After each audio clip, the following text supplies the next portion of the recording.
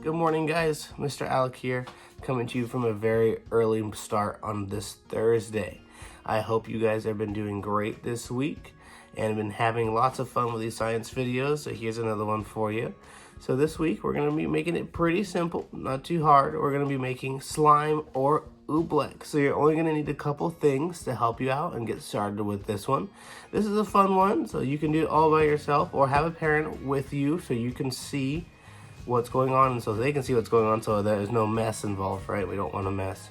Okay, so here's your need list for this science experiment. Okay, it's only going to be a couple things, and so let's get started. Alrighty, guys, so what you're going to need for your slime or Oobleck is very simple. So your main ingredient that you're going to need is some cornstarch. This is going to be your binding agent. So this is going to be your glue in a way. So your glue to keep all your slime together. So you're going to need some cornstarch. Next, we're going to need some food coloring. I have my blue food coloring here, like we did for our tornado in a bottle. You can also use glitter. I don't have any glitter right now, but glitter and food coloring make a great Oobleck or slime. So I'll be using my blue food coloring for this. Oops. Okay, so any food coloring color will do for this one. It's not gonna matter if it shows up or not, but also add some glitter in if you have any, okay? Last but not least, you're going to need some water. I know this is an empty cup now, but you're gonna need a measuring cup so you can pour in some water when you're mixing your slime, okay? So that's it. Just some 3 simple items, right? You're gonna need cornstarch, food coloring and or glitter, and some water. Super simple. So let's go ahead and get started with our experiment, and that'll be it. Another thing I forgot to mention, guys, you're going to need, I'm very sorry, you're gonna need a giant mixing bowl. Oh, can't really see that. Sorry, a giant mixing bowl and a plastic bag to keep your slime in, okay? So just need to add another 2 other things that should be in your house already: a plastic bag and a mixing bowl. Okay, guys, step 1 of making your slime or Oobleck, what you're going to need is your mixing bowl and your cornstarch. Go ahead and open your cornstarch right up.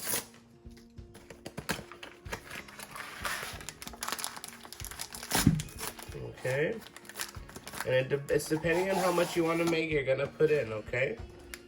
So I'm going to pour in some of my cornstarch, and you can add more water to make it what you want to be. So I'm gonna just keep it right there, as you can see there. So that's our first step. Our next step is to add our food coloring and glitter. Again, if you have any glitter to add to this, it'd be awesome. Makes it look really awesome. Or any other type of food coloring. So I have a few drops here of blue. I'm gonna put in, so my Oobleck or my slime can be a nice blue color. All right, there we go. All right, guys, your third step, you're gonna be slowly adding some water. I have some room temperature water here. I don't think it matters much, but I had some room temperature water that I'm just gonna pour in, slowly add, and you're gonna mix by hand, okay? I know it's gonna get a little bit messy, so make sure you have a sink nearby, so I'm doing it in the kitchen. So slowly add your water and mix by hand, okay?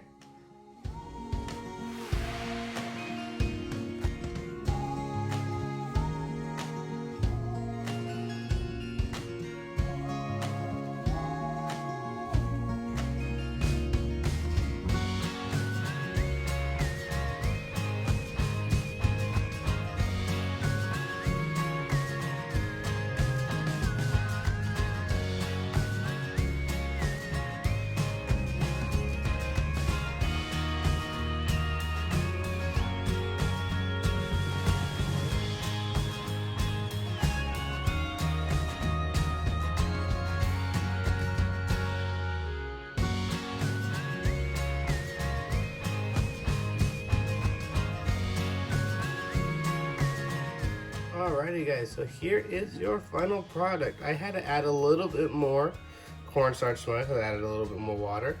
So here is your slime in Oobleck. It feels really, really weird.